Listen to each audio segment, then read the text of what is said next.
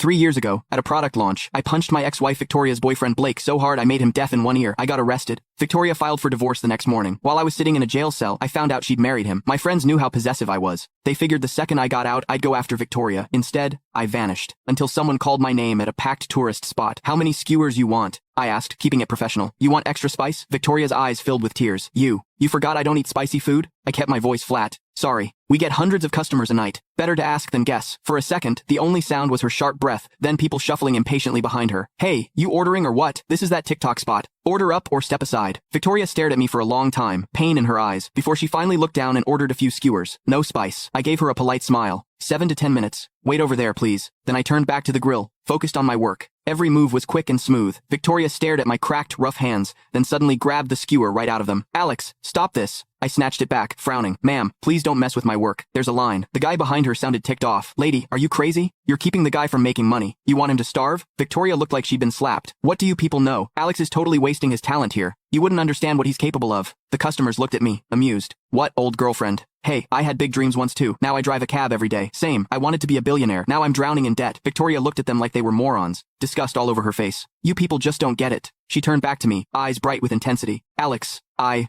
know you don't really want this. The code you wrote, the programs you built, they were genius. You could make millions overnight if you wanted. Why are you throwing it all away?" Before I could answer, her eyes went red with guilt. "Is it because of me? I know what happened hit you hard, but I never thought you'd give up like this. End up like..." Her eyes were full of pity, like I was doing something shameful. I stayed calm. "Ma'am, if you don't want the food, I can cancel your order. Please don't hold up my business." Victoria froze, shocked and hurt. She sat back down, tears spilling over. "Who said I don't want it? I'm eating." I turned back and finished up the skewers. Victoria ate while crying, glancing at me over and over, hoping I'd comfort her like I used to, but I just frowned a little and refilled her napkins. "Ma'am, if you need help, there's a police station about 500 yards that way." That finally broke her. She covered her face and ran off. I didn't see her again until I was about to close up. She stepped out of the shadows where she'd been hiding. "How long have you been doing this?" She pulled out a stack of cash and put it in front of me. "I'm here on vacation. Spend 2 hours showing me around, and you'll make more than you do at this stall." I looked at the thick stack of bills. 3, maybe 4,000. Enough for the doll Lily had been begging for. The skewers were sold out. Only an idiot would turn down easy money. "Sure, I know this place like the back of my hand." I smiled, took the cash. "No shame." Victoria's voice shook. You never used to care about money like this. Small money. Remember that time? Some rich kid offered you $500,000 just to have a drink with him? You smashed $1 million bottle of cognac over his head. It cost us a deal worth 10 times that. She looked at my greasy cheap t-shirt, her face unreadable. "Your skin's sensitive. You couldn't wear cheap polyester. You only wore custom wool suits. Even your socks cost more than your whole setup here." She couldn't wrap her head around how the flashy, big spending guy she knew had changed so much. I didn't say anything, just smiled and pointed to a building on the distant cliff, like a castle in the clouds. "That building, right on the cliff, it's a famous landmark around here." I gave her the tour guide spiel, then asked, "Ever been up there?" Victoria had been watching me the whole time. She shook her head, dazed. "Go check it out. Once you see how big the world is from up there, you'll get it." I used to think I could never let go of Victoria. Now, looking back, that seems ridiculous. Victoria met my eyes totally honest, no love in them, and felt a sting in her heart. Okay, on the way up, I played the perfect tour guide, telling her about the local history and culture. When we passed other vendors, I'd wave and say hi. "Alex, moonlighting as a guide again? Young guys sure got energy, working late showing tourists around for extra cash." Victoria looked at my thin frame and asked quietly, "Do you do this a lot?" I answered honestly, "Sometimes, but none of them tip as well as you." I flashed a big, real smile. That's when Victoria finally realized I was actually happy about this little bit of money I would have ignored before. I wasn't trying to make a point. "Alex, don't do this." She suddenly grabbed my hand, her voice serious. "Even if we're divorced, I don't want to see you fall apart. You're not just anyone. Even after prison, you could still bounce back." She pulled out her phone and typed in a bank account number. I was always scared to reach out. "I thought you were doing fine, but I never expected. This is what I owe you."